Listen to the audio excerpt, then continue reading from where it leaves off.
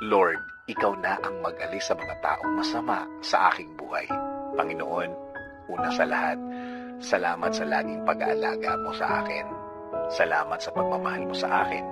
Salamat sa laging sagot sa aking mga pangangailangan at kapayapaan sa buhay ko.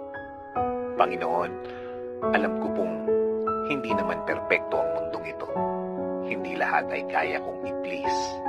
Hindi lahat ay oo sa aking mga sinasabi. At Panginoon, alam ko din na hindi ako perpektong tao. Minsan may mga nasasaktan ako along the way sa mga words ko, sa mga ginagawa ko. Or every time I voice out my opinion, alam ko somehow, Lord, may mga nasasaktan ako nang hindi ko sinasadya. Lord, humihingi po ako ng kapatawaran. Forgive me because sometimes I cannot control my words and my works, Lord. Kahit na mga taong hindi dapat saktan ay nasasaktan ko sa aking mga salita.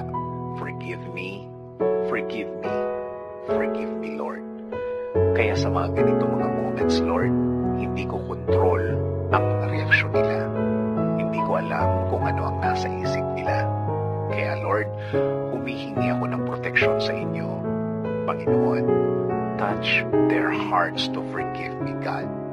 At sana, Lord, bigyan mo ako ng pagkakataon na malinaw ang lahat para sa kanila dahil alam ko na ang tunay na anak mo ay mapagkumbaba. Also, Lord, humihingi rin ako ng proteksyon sa mga taong nagbabalak ng masama sa akin at sa aking pamilya. Give us your protection against these people, Lord. Alam ko pong ang mga taong ito ay handang manakit kahit anumang oras. Huwag niyo po silang hayaang magtagumpay na makapanakit sa amin, Panginoon. Sa umpisa pa lang ng plano nila, iparealize niyo po sa kanila, Lord, na hindi maganda sa iba ang manakit. Also, Lord, make them realize na hindi rin ito makagaganda para sa kanilang mga buhay, na walang mabuting itutulot ang manakit ng kapwa. Panginoon, patuloy po kaming nakafocus sa inyong proteksyon at pagmamahal sa amin, na alam namin na hindi mo hahayaan na kami saktan nila, na hindi nyo sila hahayaang maging tagumpay sa intensyon nilang masama. Thank you, Lord, for everything. Thank you, Lord, for the love and faithfulness. This is our prayer. In Jesus' name, Amen.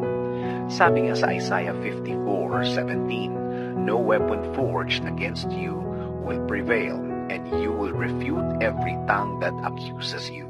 This is the heritage of the servants of the Lord, and this is their vindication from me, declares the Lord.